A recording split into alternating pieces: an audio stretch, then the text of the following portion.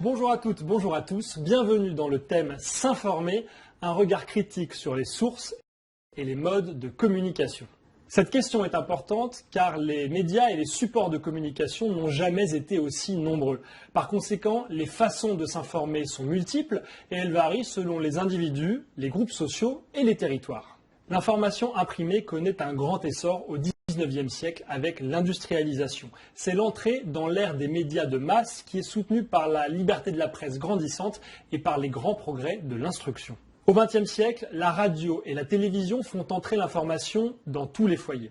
Et puis, à la fin du siècle, c'est au tour d'Internet de prendre le relais. Ce réseau, créé dans les années 60, s'étend peu à peu dans la sphère civile et commerciale où il connaît un succès fulgurant.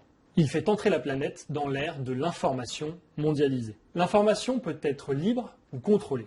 En révélant à la fin du XIXe siècle la condamnation du capitaine Dreyfus pour espionnage, les médias contribuent à transformer un fait divers judiciaire en affaire d'État qui passionne et divise l'opinion française.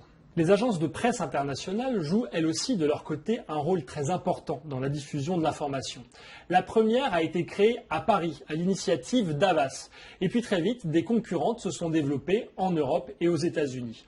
Aujourd'hui, 4 agences se partagent le marché de l'information mondiale. Les médias peuvent aussi influencer les guerres entre information et propagande. La guerre du Vietnam a été l'une des premières guerres fortement médiatisées de l'histoire. Les informations chocs rapportées depuis le terrain par les reporters se diffusent dans les foyers américains et participent progressivement à faire basculer l'opinion. Le droit d'informer et le droit d'être informé fondent donc ensemble la liberté de la presse.